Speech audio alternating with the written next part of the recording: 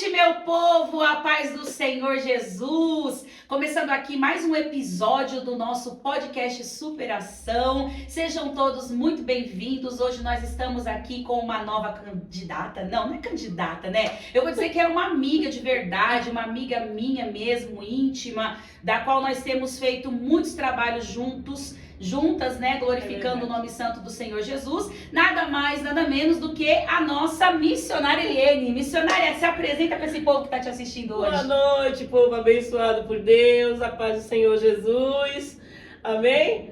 E é muita alegria e satisfação estar aqui nesta noite, né, para ser entrevistada aqui, passando um pouquinho do meu testemunho para vocês, né, contando, assim, de quem foi a missionária Eliene e hoje quem ela é, pela misericórdia do Senhor, amém? E a missionária Eliene, ela tem uma história muito forte, uma história muito linda, que eu creio que você que está aí do outro lado da telinha vai se impressionar e vai poder ver o poder de Deus através do que Deus fez na vida dela. Porque para quem não conhece, hoje a missionária é uma grande mulher de Deus, mas ela já foi roqueira, dá para acreditar nisso? Ela foi roqueira daquelas da pesada, né, missionária? Me conta aí, não só para mim, mas para todos que estão assistindo, como é que foi a tua vida, a sua infância, na verdade. Você não nasceu no berço evangélico, né? Não. Como que foi? Conta um pouquinho da sua história pra gente. Não, na verdade, eu nem nasci no berço evangélico e também não nasci em São Paulo, né? Como Não? eu estou hoje aqui, não. E tu era de onde, Eu mulher? sou cearense. Olha! Eu vim do Nordeste pra cá, né? Ainda pequena.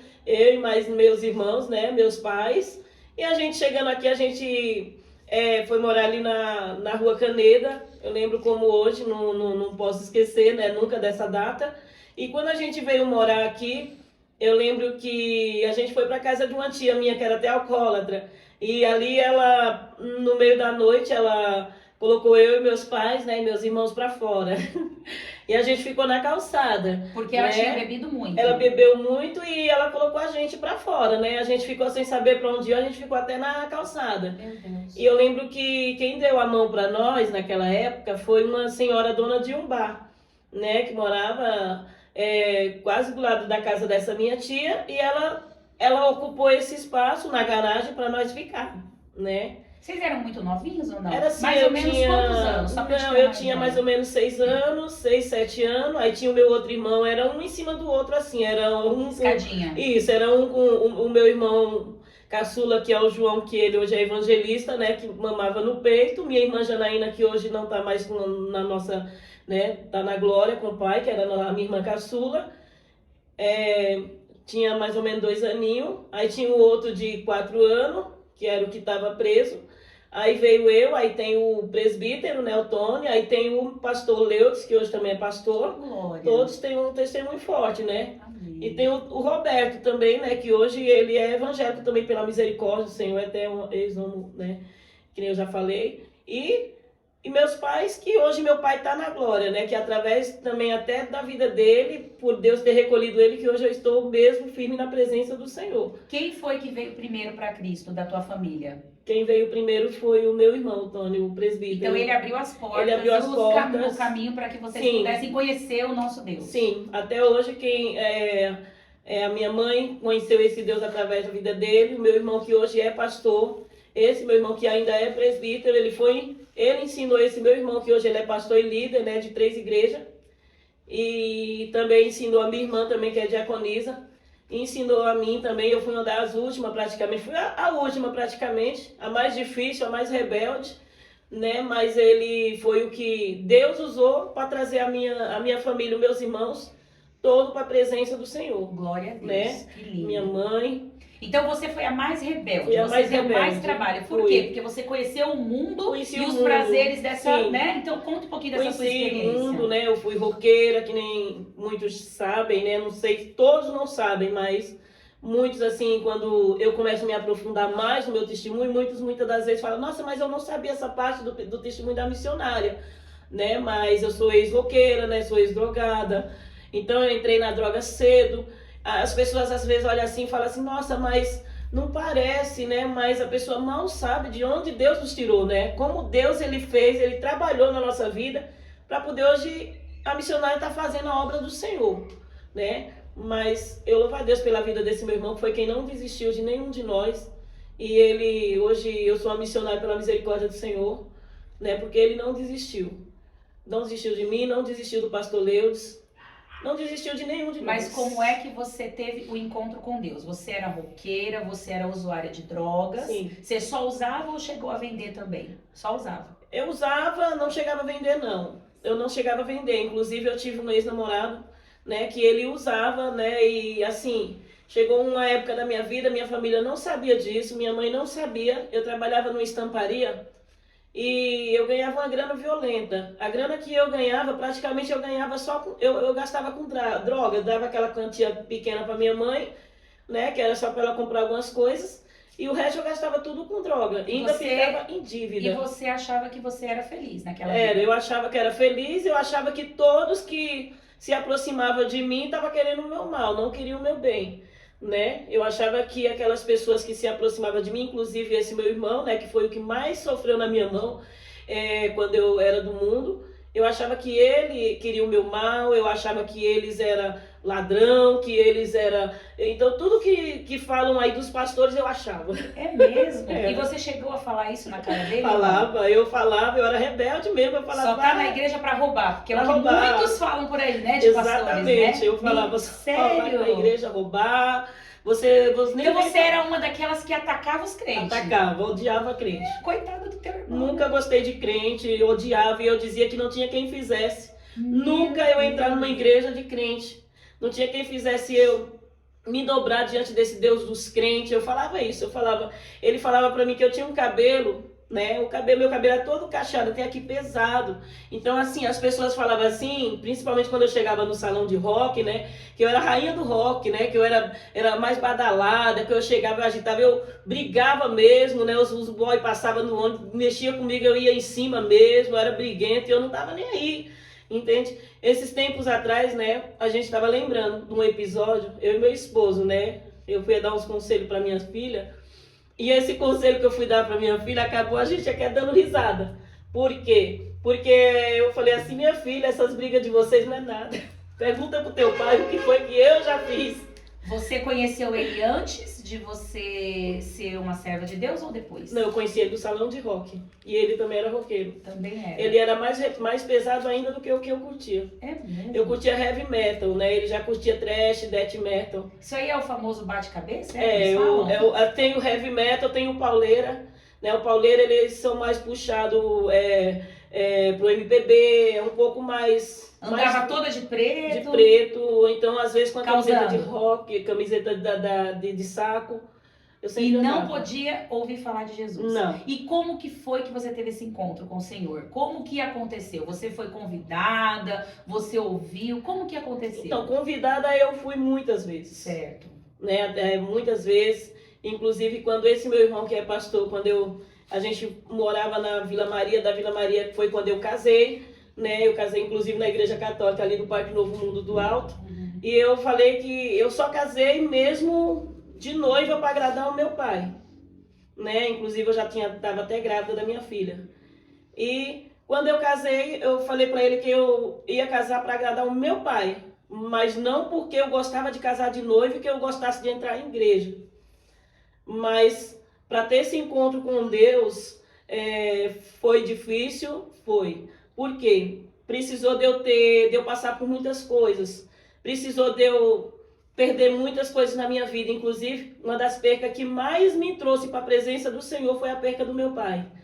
Porque na perca do meu pai foi onde eu quase enlouqueci. Porque era Deus no céu e seu pai meu pai na terra. Eu dizia para todos que meu pai era o meu ídolo. Meu pai era o meu ídolo e que Deus eu acreditava que não existia. Mas que se ele existisse, ele tirasse qualquer pessoa da minha vida, menos meu pai. Eu falava isso e realmente quem Deus tirou foi o meu pai, porque eu tinha que ver que ele era Deus. E que tudo estava no controle da mão dele, que eu não era nada. Que Deus era maior. Ele era maior e tudo estava no controle, nada fugia do olhar dele, que eu estava querendo ensinar o Criador. Meu Deus. A criatura querendo ensinar o Criador. Meu Deus. Entende? E hoje eu entendo o trabalhar de Deus. Às vezes as pessoas falam, eu não sei por que ela está ali na frente. Mas as pessoas têm que ver, muitas das vezes, que Deus ele não está procurando os doutorados, né? Deus quer essas pessoas que passou pela escola da vida. A vida ensina. Você perdeu o teu Perdi meu pai. Você ficou desesperada. Sim. E aí você se revoltou ainda mais com o Senhor nesse Fiquei. momento? Eu fiquei doente primeiramente. Primeiramente eu fiquei doente. O que você teve? Eu fui... A gente veio embora da Vila Brasilândia para cá. Meu esposo resolveu comprar aqui. E daqui, onde a gente comprou, ele fez um acordo na firma, né? Muitos anos de firma. E eu tive uma discussão na época com minha irmã, né? Todo mundo sabe que eu tenho uma irmã, metade da laranja. E a gente discutiu, e nessa época eu me revoltei, que eu era bem rebelde, e eu saí de dentro da casa da minha mãe. Minha mãe, eu tinha feito 2 cômodos em cima, e a gente veio embora para cá, para Guarulhos. Ele fez o acordo, e ele fez, assim, ele investiu naquilo ali. E quando passou 3 meses, 3 para 4 meses, a gente descobriu, a prefeitura chegou e disse que ia derrubar tudo. E naquilo ali me deu uma dor de cabeça muito grande, porque eu falei, nossa, e agora? Para onde é que a gente vai? Né? E eu tava com o Igor, pequenininho, né? E a Ingrid só, ainda não tinha o Ítalo. E ali começou a me dar dor de cabeça forte. Aí um dia o meu irmão, ele, o que é pastor, né? É pastor da Assembleia de Deus. Ele falou, Liane, eu vou na sua casa hoje evangelizar. Você fazer um culto, né? Com as irmãs. Só que já tinha mais de 1 mês e pouco, 2 meses, quando a gente mudou para o Presidente Dutra, que eu estava dentro de casa trancada. E eu não saía para fora. Depois que o seu pai morreu, você deu uma acalmada nas saídas. Você começou a ficar mais isolada. Deprimida. Deprimida. Aí eu me tranquei dentro de casa e eu falei que eu não iria mais sair. Porque todo mundo falava que a Rua 100 matava mais de 100 pessoas por dia. E eu coloquei aquilo na cabeça, mas... para buscar droga, para mandar os aviãozinhos vir, trazer, eu não tinha medo. Mas eu tinha medo de, quando meu irmão dizia assim, eu vou ir com as irmãs na sua casa para a gente orar por você. Eu não queria. Então ali, eu me tranquei com meus 2 filhos dentro de casa, e quando ele disse assim, 2 horas da tarde eu vou na sua casa, que a gente vai fazer um culto na sua casa. Eu falei assim, tá bom. Só que quando foi 1h30, para quem estava com síndrome do pânico, eu olhava para as paredes, eu via bicho nas paredes. Eu entrava para dentro de casa, eu trancava os meninos dentro do banheiro, porque eu não suportava ver, eu achava que os bichos iam pegar eles. E ali eu tranquei as portas, falei assim, 1h30, ele vai vir 2 horas, 1h30 eu saio. Quando for 2 horas eu não vou ver ele não vai me ver, não vai trazer essas irmãs chatas na minha casa. Quando foi 2 horas da tarde eu subi. Quando eu subi a Planalto, onde eu moro, que vocês sabem, na esquina do barzinho, do Mercado Sena, uma obreira que hoje está na glória me parou. E essa obreira falou assim, Deus quer ter um encontro contigo. 2 horas da tarde. Eu fugi do meu irmão lá, 2 horas da tarde. 2 horas da tarde, eu estava conversando com essa obreira. E ela falou, Deus, ele tem uma transformação na sua vida. Glória a Deus. Aí eu falava, só que eu não acredito. Eu não acredito nesse negócio desse Deus que vocês servem. Eu tinha caixas. Eu tinha play, eu tinha quadros. Do tamanho desse podcast. Eu tinha um quadro da Janis Joplin dela dentro da Mercedes-Benz no meu quarto. Quadros do Raul Seixas, eu tinha todos. E se você fosse ver quadro do Iron Maiden, de um lado, do meu esposo de um lado, Judas Priest, Metallica, era tudo de um lado do outro. As nossas paredes era só isso. Era só caveira com cabelo, meus dedos eram anel cheio de caveira. Meu Deus. Meus crucifixos era tudo de cabeça para baixo com caveira. Meu Deus. E eu falava, eu não acredito em Deus, esse Deus que esse Deus não existe. E eu ia pro baile de rock mesmo e eu falava assim, eu me ajoelhava diante de um Deus Ebu que nada podia fazer. Nada. Já tinha parado com as drogas nessa época ou ainda não? Ainda não, porque essa obreira tinha me parado. Quando eu estava no salão, eu estava na droga. Mas quando essa obreira me parou, eu ainda estava também na droga. Tanto que eu estava vendo bicho. Eu estava só dentro de casa, alucinada. E eu vinha aqui em cima no Zilda, comprava cerca de 3, 4 pacotes de cigarro do Paraguai e ficava fumando dentro de casa. E meus 2 filhos sufocados, né? E eu sem né, sem saber o que fazer. 2 cômodos pequenos. Seu marido trabalhava na época? Lá trabalhava Chegava em casa, ele compactuava ou não? Ficava na dele dessa época? Ficava, não, ele queria, ele conversava comigo para me fazer pelo menos alimento, comida. E eu não queria mais fazer nem comida nem nada dentro de casa, né? Ele só me achava com os olhos vermelhos, né? Ele só me achava magra, perdendo peso. E eu falava só para ele que eu tava com muita dor de cabeça e que de 5 em 5 minutos eu tava sentindo minhas mãos entortar. Aí ele falou, tem que ir no médico. Eu comecei a ir nos médicos aqui do Presidente Dutra, eu fui no posto do Allan Kardec, fui no São Luís. Eles diziam que não era nada. Eu fui no São Luís, eles passaram até antibiótico, marcaram uma tomografia. E já tem 25 anos que eu espero essa tomografia sair. Meu Deus. Nunca. No posto do São João cheguei toda torta, a vizinha minha cheguei até cair na esquina. E eu me entortava toda. E chegaram a me pegar, né, uma pessoa que eu odiava. Um rapaz que eu odiava, porque ele parecia o meu ex-cunhado, que foi quem destruiu a vida da minha irmã caçula. Minha irmã veio até a óbito por causa disso. Eu odiava aquele cara, porque eu via ele e eu via a fisionomia do meu cunhado. Uma coisa que não tinha nada a ver. Mas foi uma pessoa Foi uma que pessoa que, quando eu estava com o Igor, meu pequenininho, começando a andar, ali onde é o mercado da esquina, era um lava-rápido com as cercas de arame. Não sei se vocês chegaram a ver, não tinha asfalto, não tinha nada. E ali era o antigo Horácio. O açougue do Horácio, quem dirigia até era o Tonho. Tinha ali os orelhões e esse rapaz estava parado no orelhão. E eu lembro que naquela época eu comecei a sentir meu rosto desaparecer, meu sangue. E eu senti minhas vistas sumir e meu filho era pequenininho.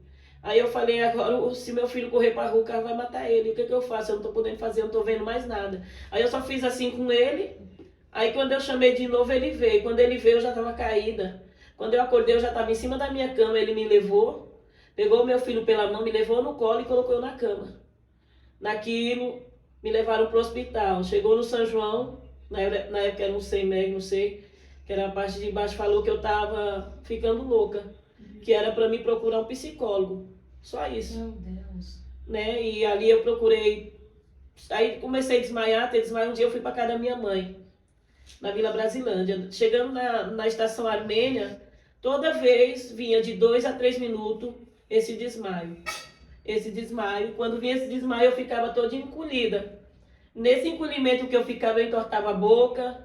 Foi aí que eu falei assim, a Ingrid estava comigo. A Ingrid era do tamanho da sua pequena aí, e o Igor era pequenininho, tinha 1 aninho e pouco, e eu segurei nas mãos dele, eu falei, fica do lado da mamãe, não sai não, porque já tinha vindo uma vez no ônibus, e depois quando eu desci do ônibus na estação Armênia, veio de novo, eu vinha de 3 em 3 minutos, de 5 em 5 minutos, essas crises. Aí eu falei para eles assim, não saia de perto de mim, não saia, se eu não tiver tornado, não larga minha saia, não saia, se alguém chamar, não saia, os dois. Aí passava, falei, é rápido. A crise é rápida, daqui a pouco a mamãe vai voltar e não pegue na mão de ninguém. Aí foi aí que eu falei assim, eu tô na estação Armênia, eu tô perdendo muito peso, eu tô pálida e eu não sei mais o que fazer porque eu não tô mais enxergando. Então eu acho que eu vou no Hospital das Clínicas, porque o Hospital das Clínicas diz que é um hospital muito bom, né? E eu acho que eu vou lá, pelo menos lá eles me dão um medicamento, um remédio para dor de cabeça, que a dor de cabeça que eu tô é muito forte. Lá eles me dão um medicamento e daqui a pouco eu venho para casa, eu vou para casa da minha mãe. Só que quando eu cheguei no Hospital das Clínicas não foi o que eu imaginava. Né? A gente imagina uma coisa, mas quando você vai ver é outra. Aí chegando no Hospital das Clínicas de São Paulo, o médico simplesmente, eu falei assim, moça, eu não estou aguentando mais ficar em pé. Aí ele falou assim, ele olhou assim para minhas vistas, o médico, e falou assim, olha para meus dedos, eu olhei. Ele bateu com um martelinho no meu joelho. Aí ele falou assim, a gente vai fazer só uma tomografia, mas a gente já sabe o que você tem. Meu Deus. Pelo desvio das suas vistas, a gente já sabe o que você tem. Mas a gente vai fazer uma ressonância, uma tomografia, e a gente vai dar uma morfina na senhora. A senhora tem com quem deixar essas crianças? Eu falei, minha mãe mora na Vila Brasilândia. É muito longe daqui. O meu marido está na Rua das Noivas. Ele trabalha de camelô lá. Hoje. Ele trabalhava um dia na firma e um dia de camelô. E aí, naquele dia, minha mãe mandou mensagem, a Ingrid era muito sábia, ela tinha ficha, e ela era que nem a sua menina, bem sabida. Tinha ficha, ligou para ele acendeu o celular e ele foi com a barraca mesmo para lá buscar eles, mas a minha mãe. Glória a Deus. Quando chegou lá, os médicos falaram assim, ó, infelizmente, a tomografia dela não é uma das melhores, né? O crânio dela, infelizmente, o crânio deu um tumor no cérebro dela, o tumor, ele tá mais ou menos do tamanho de uma laranja e o cérebro praticamente já engoliu. Meu Deus. E a gente não tem o que fazer, né? Mas nós não temos mais o que fazer. A cabeça dela tá cheia de água, a parte dos bulbos da cabeça, e eles mostrando pro meu esposo, né? Meu cabelo deitada na maca, meu cabelo arrastava no chão. Coisa mais linda. Nunca tinha visto tinta. Eles pegaram e falaram assim, agora a gente não tem o que fazer. Nós fugiu das nossas mãos. Porque o cérebro, a gente nunca, assim, é difícil a gente ver um caso assim. O tumor, o cérebro, ele chupou o tumor. O tumor está praticamente dentro do cérebro. Meu E a gente não Deus. tem o que fazer. Aí foi aí que ele falou assim, mas para Deus nada, né? Aí ele começou a falar em Deus. Mas Deus, mas eu acho que Deus, ele, né? Aí foi aí que ele também não ia para a igreja. Eu já estava indo escondido, numa igreja bem, né, tradicional, vocês conhecem, que era até Universal. E eu não estava, eu ia e ele não ia. Mas você ia por ir. Eu ia por ir. Só que quando ele descobriu, ele chegou que o médico dispensou, que o médico pode ir embora, que ela vai ficar internada. E a gente vai dar morfina nela e ela já vai entrar. A gente vai deixar ela internada e ela vai ficar sedada. Porque o crânio dela tem 40 minutos para estourar. Meu Deus. Ela tem praticamente 40 minutos de vida. Isso se deu por conta do uso do crack, das drogas, ou se deu do nada? Não, foi por conta disso. Disso O também. médico falou Deu. que isso aconteceu. Aconteceu também. Meu Deus. Aí deu desvio nos olhos. E eu só quero dar uma pausa aqui para falar para você que está aí nos assistindo. Olha só a gravidade do problema. Porque o que nós mais temos visto são principalmente os jovens. Porque você era jovem Sim. quando estava, né, Sim, eu tinha nesse 13 período. anos. 13 anos. Usou durante quanto tempo? Muitos anos, nem... Tá vendo a Muitos anos. gravidade do problema? Você começa achando que é normal e aí você passa a ficar dependente daquilo. Quando você vai descobrir, já é tarde. Já é tarde. Graças ao nosso bom Deus, né? Pela Você vai ficar misericórdia. sabendo o que aconteceu no desenrolar da carruagem para que ela pudesse hoje estar aqui contando e falando da experiência dela. Mas e quantos não passam por momentos como esse e não têm o mesmo prazer de estar aqui, né, expondo a história e falando do milagre que Deus fez? Deus tinha uma obra na vida dela, assim como eu creio que Deus também tem uma obra na tua vida e ainda Amém. é tempo de parar. Se você é usuário de droga, acredite, ainda tem solução Tem pro teu solução. problema, porque enquanto tem vida, há esperança, né? Então, em nome de Jesus, presta atenção. Você que é usuário de droga, presta atenção nessa história, porque Deus fez uma reviravolta na vida dela, mas podia não ter feito. Podia não ter Né? feito. Então aí você se internou, o seu marido ficou sabendo da Ficou. gravidade e aí sim ele lembrou que Deus Sim. existe. Aí ele foi em desespero na igreja, chamou o pastor, falou, pastor, pelo amor de Deus. Aí o pastor veio e falou, o que está acontecendo, irmão? A minha esposa vai morrer. Aí ele falou assim, aí o pastor veio, atendeu ele, falou assim, não vai não, a gente vai orar e Deus vai fazer uma obra, Deus sabe todas as coisas. Aí ele falou assim, o pastor falou assim, o irmão já vem na igreja, ele disse não. Só que no dia que nós se batizamos, batizou eu e ele juntos. Porque ele aceitou Jesus através da dor, através disso tudo. Ele disse assim, a base da minha casa vai faltar e os meus filhos. Como é que vai ficar? Né? Só que Deus ele é tão fiel na nossa vida, porque Deus ele é misericordioso para aqueles que também reconhecem.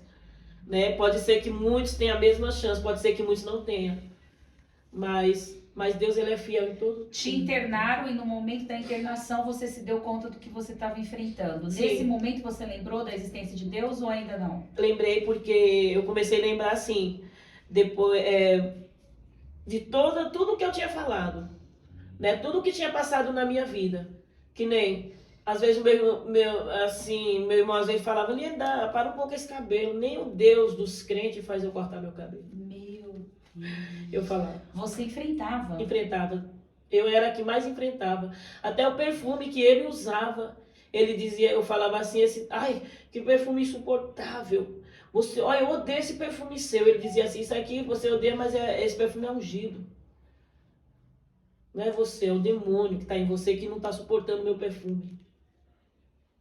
Ele falava. Eu ficava mais irada ainda quando ele falava isso, né? Mas Deus, ele é fiel, né? Através... E aí, quando você ficou internada, eles chegaram a fazer cirurgia ou não? Sim. Você ficou internada há quanto tempo?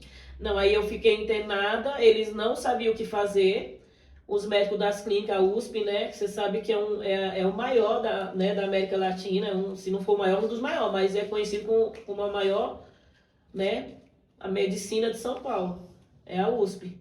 Então, eles começaram a estudar, né? Porque aí, não era simplesmente fazer uma cirurgia. Não. Até porque o seu cérebro já estava todo tomado. Então, dependendo da cirurgia, você ficaria ali mesmo na cama. Do mesmo jeito, ou eu ia ficar tetraplégica, paralítica, eu não ia enxergar mais. Então, eles tiveram que fazer um estudo para averiguar o que ia fazer. E nesse período, seu marido começou a buscar a presença de Deus. Sim. E ele chegou a falar isso para você?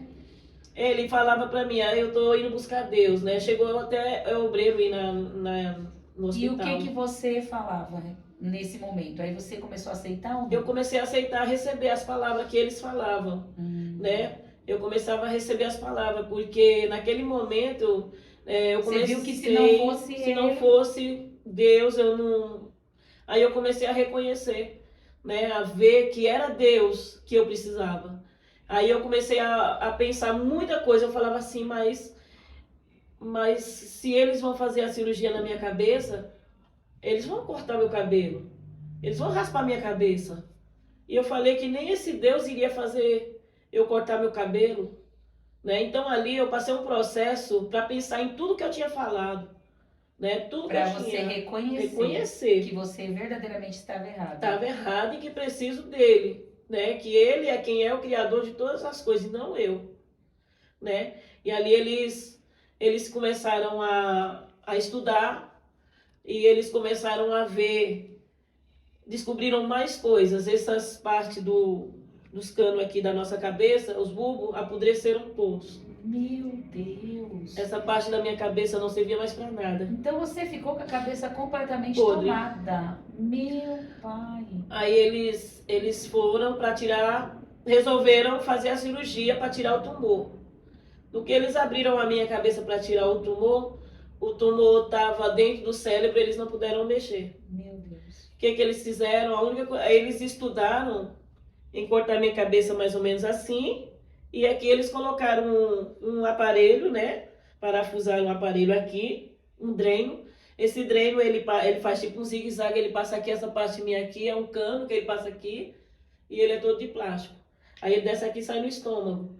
Esse cano, ele substitui para tirar toda a água do cérebro, toda a água da cabeça, e ele passa por aqui e sai aqui no estômago, aqui. Aí de vez em quando eu tenho, né, que fazer revisão, às vezes eu tenho que tirar até 1 litro de água da espinha. Então eles não tiraram o tumor da tua cabeça, não tiraram. Ele tá lá alojado.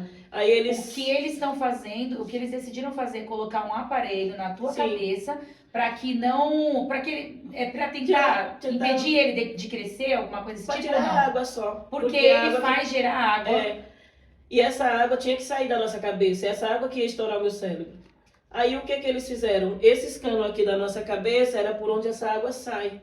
E eu não tinha mais esses canos, estavam todos podres, não saía mais. Então, no lugar desses canos que nós temos, que é onde tira, eles colocaram um aparelho, e esse aparelho que é no cérebro, ele passa por aqui e colocar esse cano que passa aqui, que é para o líquido descer. E aí o líquido desce pelo seu estômago e vai parar na bexiga, é isso? E aí você acaba colocando para fora em forma de urina. Meu Deus, tô passada. É assim.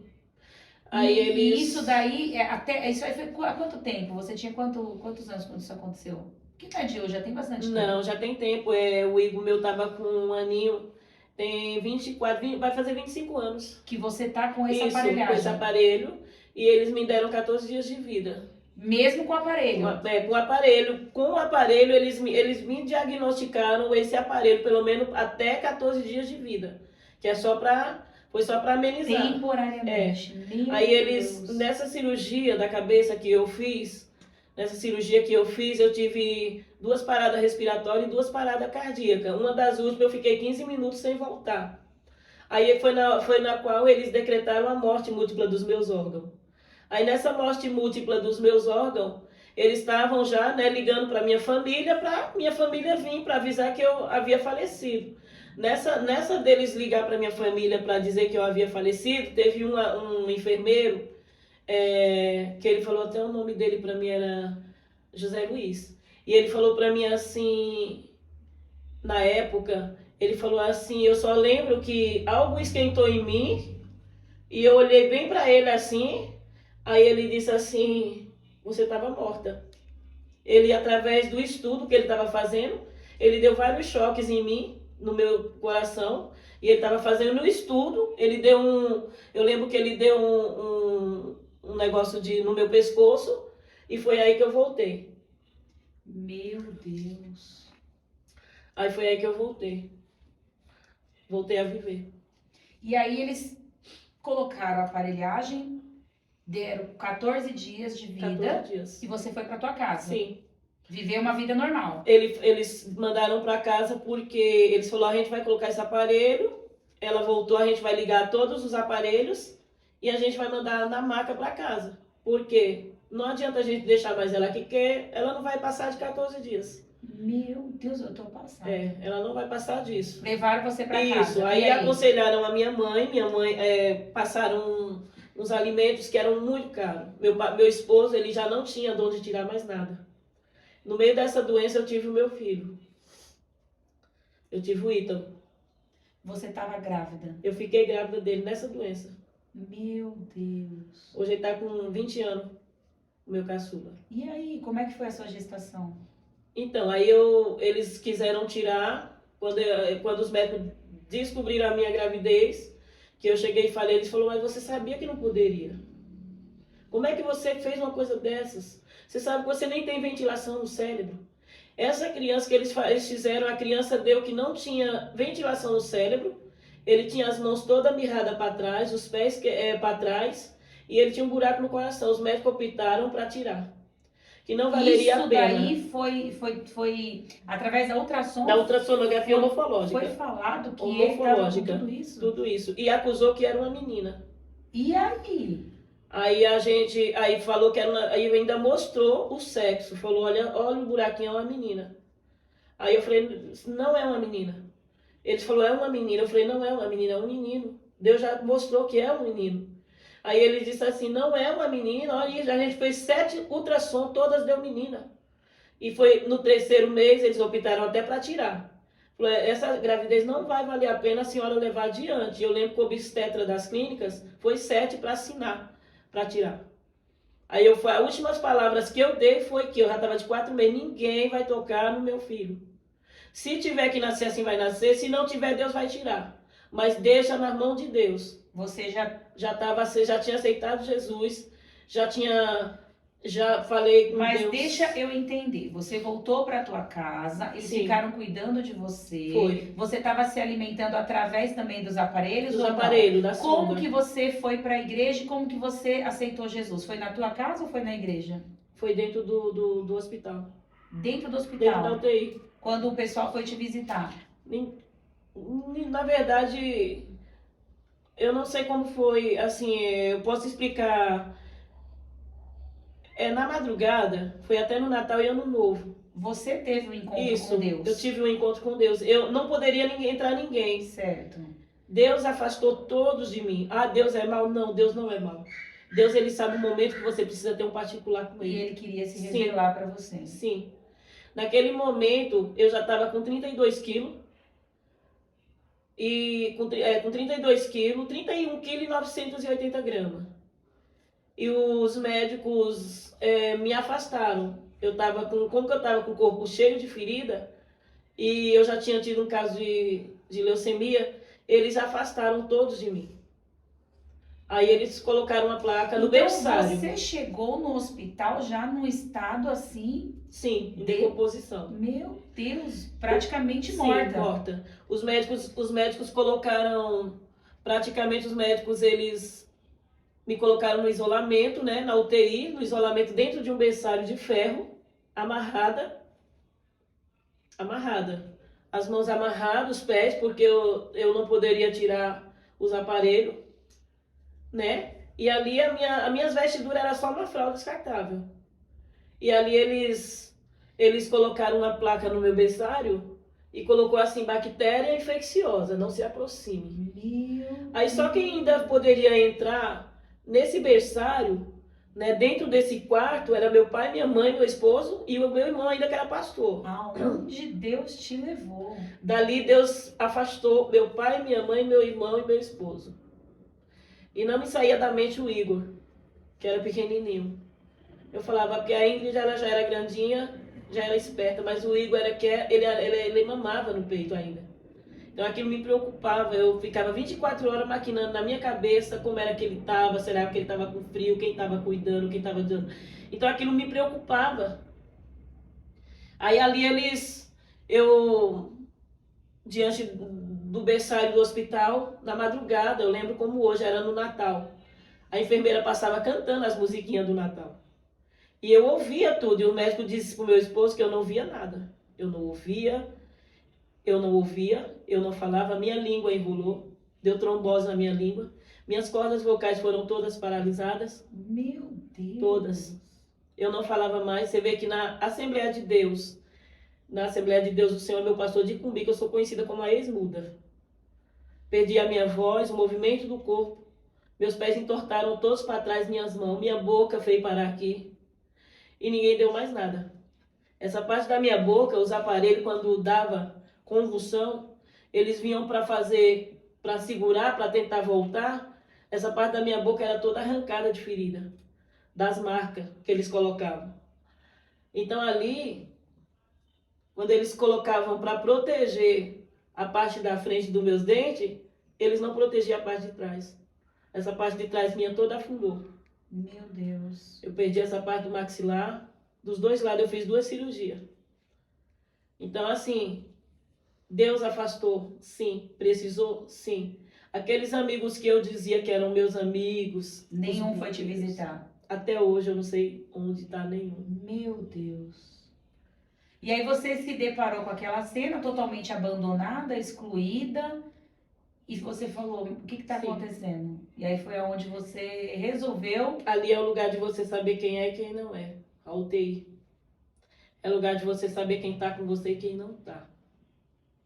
Aqueles amigos... a fazer uma retrospectiva da tua vida. Ali é o lugar que a sua mente trabalha 24 horas. Você não tem como não trabalhar. Você não pode mexer as mãos, os pés. Você depende de um enfermeiro para vir virar as suas costas. Porque as minhas costas aqui tinham um buraco. Essa parte das minhas costas tinha um buraco que você enfiava a mão dentro. Que situação. E saía mau cheiro. Os médicos vinham, colocavam um polvilho, talco na cama para mim não grudar. E como você passou por um processo durante muito tempo, né? Até quando você vivia as coisas e os prazeres desse mundo, ouvindo falar de Deus. Então, nesse momento, eu acredito que naquela época, por mais que você não desse valor, a sementinha estava sendo plantada, né? Tava através do teu irmão, que hoje é pastor, para a glória de Deus, através de pessoas que falavam do Senhor. Não desistiu. Né? E falavam, porque o nosso papel é evangelizar, independente da pessoa estar aceitando ou não. Nós temos que falar da existência do Senhor, do poder do Senhor, do que Ele faz, do que Ele deixa de fazer. Ela era roqueira, a gente acha que não tá dando ouvido, mas olha que história, né? Quando ela se deparou num momento deplorável, aonde ela viu que já não tinha mais solução, ela começou a se lembrar do quê? Das palavras que pessoas profetizavam sobre a vida dela, quando ela não dava crédito. Exatamente. E ela começou a ver a importância de quem verdadeiramente estaria do lado dela. E ali você teve um encontro com Deus. Tive, dentro da UTI. Caramba. Por quê? Os médicos proibiram todos de entrar. Na madrugada, entrou uma senhora. As pessoas falam assim, mas de preto, É, uma senhora, ela estava de roupa preta, eu lembro que ela tinha um gorro azul no pescoço, uma senhorinha bem de idade. Parecia aquela senhorinha da Deus e Amor. E ela entrou e ela profetizou na minha vida. Só que tudo que ela profetizava na minha vida eu achava que era impossível. Que eu só estava ali esperando só a morte chegar, né? E às vezes até falava com Deus, eu falava, por que Deus, o Senhor existe, por que o Senhor não me leva logo? Por que o Senhor está permitindo todo mundo vir aqui ver essa humilhação? Eu estou apodrecendo, eu estou podre em cima de uma cama, né? E aquela senhorinha entrou, eu lembro como hoje, eu falei, como é que essa senhora entrou aqui? Se aqui até os enfermeiros é contado para entrar aqui, como é que ela entrou? E no meu pensamento, eu pensava tudo isso. E aquela senhorinha entrou, eu lembro na madrugada, ela falou assim, eu vim aqui porque assim o próprio Deus mandou eu te falar. Glória a Deus. E eu só ouvia. Eu tentava olhar os métodos que eu não enxergava, que eu não ouvia nada.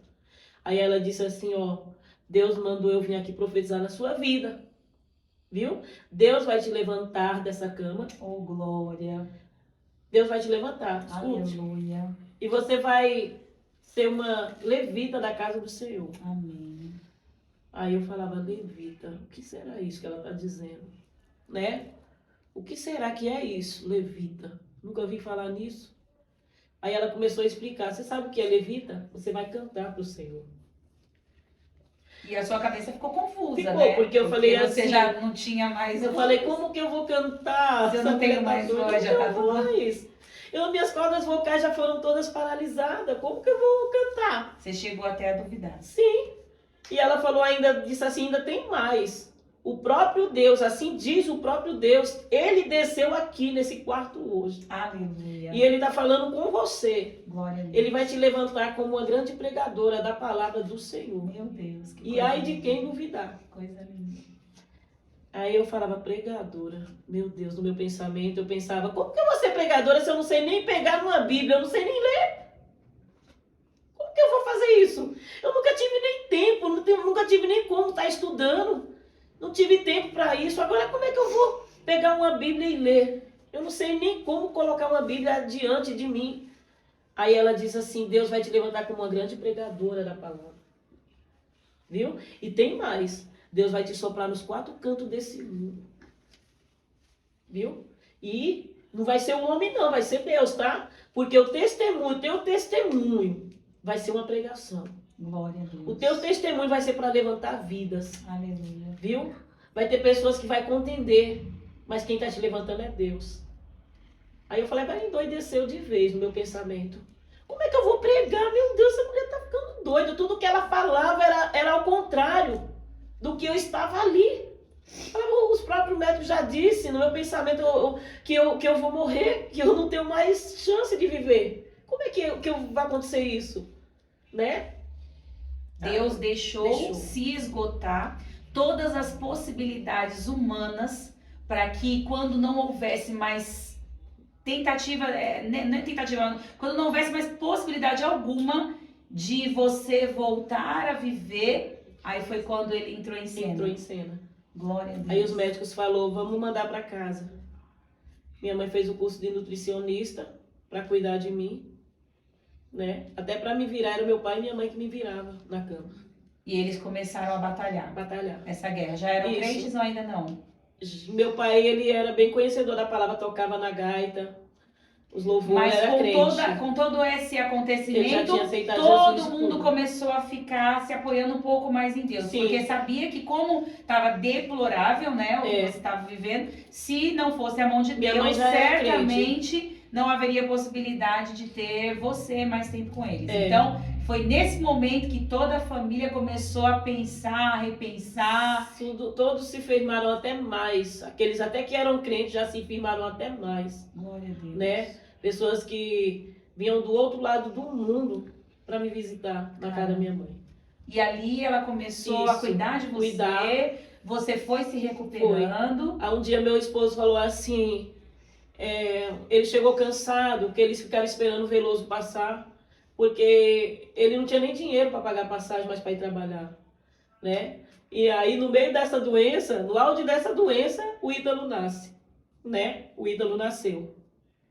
Eles foram levando a gravidez, me deixaram internada, Só que ele nasceu assim. Eu não sei, não lembro da gravidez, não lembro de eu ter carregado ele na barriga, não lembro o dia que ele nasceu, a hora. Às vezes hoje eu fico olhando para ele assim, eu falo, mas esse menino... E ele nasceu do jeitinho que falaram que ia nascer? Todo deformado? Uma É menina? até jogador hoje, joga futebol. Nasceu perfeito. Perfeito. Com todas as ultrassons que você tinha em mãos, dizendo que ele nasceria com as mãos tortas, os pés. Não nasceu. Quando nasceu, não era nada daquilo. Nada. Nasceu perfeito. Meu Deus, tô passando. Quando me levaram pro berçário, nem queriam me levar na época, não deixaram eu ir. O meu esposo foi lá e pegou uma briga no berçário para eu ver o bebê. Aí eles resolveram levar o bebê. Quando você viu, você não acreditou? Não, eu fiquei olhando assim, eu falava, de quem será esse bebê? Porque eu não tinha mente mais, né? Eu esqueci de tudo. E eu olhava e falava assim, que bebê lindo, mas de quem será? O cabelo bem aqui. E ele falava, é o nosso filho. Eu falava, não, deve ser dele, meu não é. Que eu não lembro de eu ter carregado. Porque como afetou muito o cérebro, você esqueceu de muita coisa. Eu não lembrava. Quando eu tive ele, eu não lembrei, não lembro. E isso foi voltando com o tempo, a sua memória? Até hoje, você tem alguns picos de esquecimento? Hoje você tá pouco, como? mas... E olha que interessante, você contando essa história, eu acho muito legal, porque tem pessoas que estão nos assistindo, pessoas que nos conhecem, né? E assim, eu já conhecia parte da tua história, eu não conhecia ela na íntegra como hoje. Mas eu já ouvi falar de pessoas que falam assim, a missionária Eliene, ela é meia doida, ela não bate bem na cabeça, né? Deve ter um parafuso. E ela tem um parafuso a mais mesmo. Pra você que tá aí nos assistindo, você acabou de ouvir da boca dela que tem um aparelho. Então, pra vocês que gostam de falar, né? Porque nós temos isso hoje, missionária, e eu vou ter que aproveitar esse momento pra poder falar. Porque as pessoas, elas têm a mania de apontar e julgar, sem conhecer a nossa história. Então, em nome de Jesus, se você é uma dessas pessoas, começa a colocar a mão na consciência, porque aqui nós estamos vendo uma história de superação, de fé, uma mulher que teve que quase morrer para poder saber da existência de Deus, porque é assim, quando Deus escolhe alguém, tá escolhido e pronto, acabou. Se você não vier pela dor, vai vir. Se você não vier pelo amor, vai vir pela dor. No caso dela, ela desafiava Deus. E Deus quis mostrar para ela que não é ela, que não é o homem, que não é os deuses que ela servia, mas sim a soberania dele. É o poder dele. Ele é o nosso Criador. E se ele quiser fazer morrer, ele vai fazer. Se ele quiser fazer viver, ele vai fazer, porque ele é o dono, né? Ele é dono de nós, ele é dono do mundo em que nós vivemos. E ele permitiu tudo isso, mas ela, num momento de angústia, de dor, de sofrimento, solitária, ela lembrou, teve um particular, e o nosso Deus, que é um amor, né? Ele ouviu o clamor dela ali, naquele momento de tristeza, no leito de hospital. E ele veio e trouxe consolo para a vida dela. Ó, eu vou te tirar daí. E ela entendeu o recado da parte de Deus, tomou aquilo para a vida dela e abraçou a segunda chance que Deus te deu de uma forma assim surpreendente para poder mostrar que Deus é Deus. Sim. Né? A gente está caminhando para o final, não vai dar para contar muita coisa, missionária, porque a gente está com um curto prazo de tempo. Mas o que eu quero deixar para você que está nos assistindo é que há esperança. Desde que você se arrependa, porque naquele momento ela se arrependeu de tudo aquilo de errado que ela fez e Deus recebeu. Hoje ela é taxada como doida, né, missionária? E eu falo pra ela que quem serve a Deus é doido. Eu não tenho nada dos problemas dela, mas eu também sou tão maluca quanto ela. Só que eu, sem conhecer na íntegra, eu não julgava você. Não. Eu sempre te amei do jeito que você, né, foi.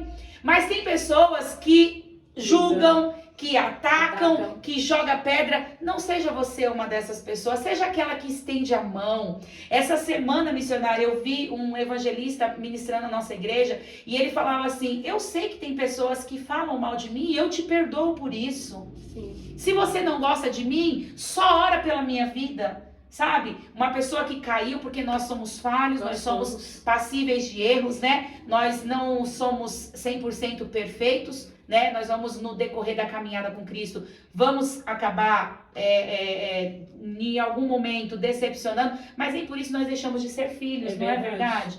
E o Senhor, a Bíblia diz que se cairmos, não importa a quantidade de vezes, Ele sempre vai estar ali disposto para nos reerguer, para estender a mão.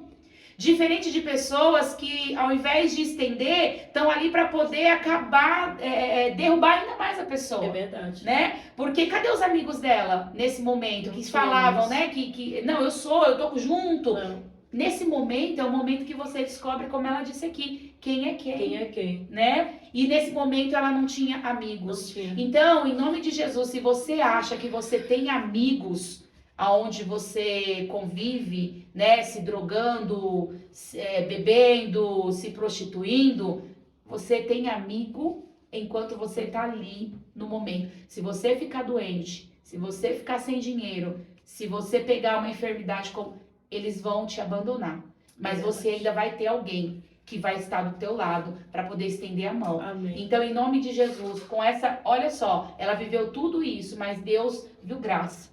Restaurou tudo. Restaurou, ela continua com o aparelho na cabeça, um aparelho que pelo homem foi decretado que era só 14 dias de vida, e se passaram quantos anos, missionária? 25 vai fazer agora. 25 anos, algo que era para ter findado ao 14º dia, dura 25 anos. Porque a medicina é boa? Não, porque o Senhor está sustentando ela. Porque o Senhor mostrou na vida dela que Ele tem poder. Glória a Deus. E o que Ele havia profetizado, Ele faria cumprir. E hoje é uma grande mulher de Deus, uma serva, onde vai Deus usa de forma poderosa. E eu sou a prova viva disso, porque eu tenho acompanhado, a gente está para muitos lugares onde a gente anda, onde a gente passa, a gente glorifica o Senhor junto, né? Então, se você é uma dessas pessoas que um dia jogou pedra, peça perdão a Deus, porque Deus também pode perdoar, viu? E estenda a mão. Quando você vê alguém, antes de apontar e julgar, procura saber o passado da pessoa, porque todos nós temos histórias. Não é verdade, missionária? Nós estamos caminhando para o final, temos alguns minutinhos, missionária. Não dá mais para contar da tua história, mas fale para quem está assistindo agora as suas considerações finais. Se você, a pessoa que está assistindo, passando por um momento assim difícil, o que você tem a dizer para ela nesse momento? É a oportunidade concedida pelo Senhor. O que eu tenho que falar é que você confie no Senhor, acredite nele, porque Ele é o único que não vai te abandonar, tá? No momento que eu achei que muitos diziam que estavam comigo, não estavam, né? E quem estava comigo só foi o próprio Deus, esse Deus no qual eu dizia que não existia, né? Que eu retrocedia contra Ele. Foi esse Deus que me levantou, foi esse Deus que transformou a minha vida. Hoje eu tenho a minha casa, hoje eu tenho o meu esposo, eu tenho a minha família, eu tenho os meus filhos, tenho um ministério, graças a Deus, né? Não estou falando de igreja, mas eu estou falando que eu tenho um ministério que o próprio Deus entregou.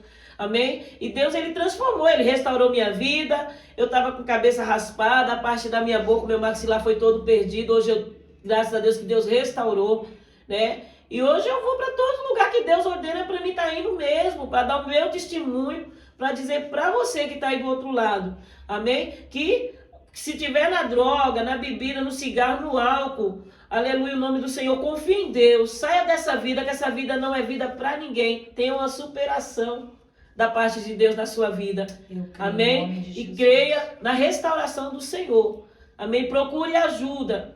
Tá? Reconheça, não fique olhando para o que vão pensar de você, mas acredite que aquele que tudo pode, Ele pode restaurar e transformar a tua vida.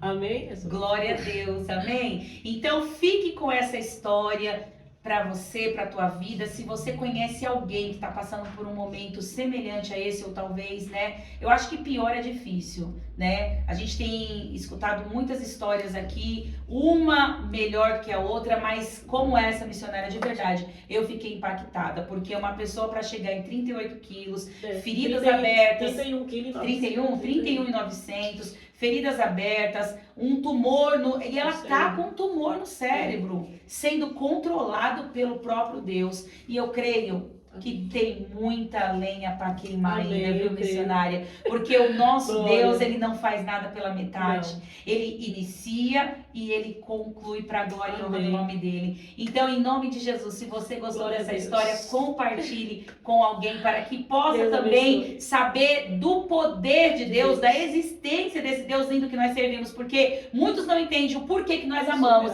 Mas aqui está uma história que você está sabendo na noite de hoje, que nós amamos esse Deus, porque ele tem o poder de fazer o que ele fez na vida da Amém. missionária Glória e a também Deus. o poder de mudar a tua vida, escrever uma nova história escrita pelas mãos dele. Amém? Então, se você gostou dessa história, em nome de Jesus, fique conosco. Segunda-feira tem mais, para Amém. honra e glória dele, e estaremos sempre aqui trazendo histórias de fé e de superação para mostrar que com o Senhor você pode todas as coisas, Glória. porque ele é aquele que te fortalece. Amém? Então, Amém. fique com Deus em nome de Jesus. Até a próxima segunda, às 8 horas. E estaremos aqui ligadinhos com você, contando um pouquinho mais dos testemunhos lindos que Deus tem feito pelo mundo todo, né? É verdade. Amém? Fiquem com Deus em nome de Jesus.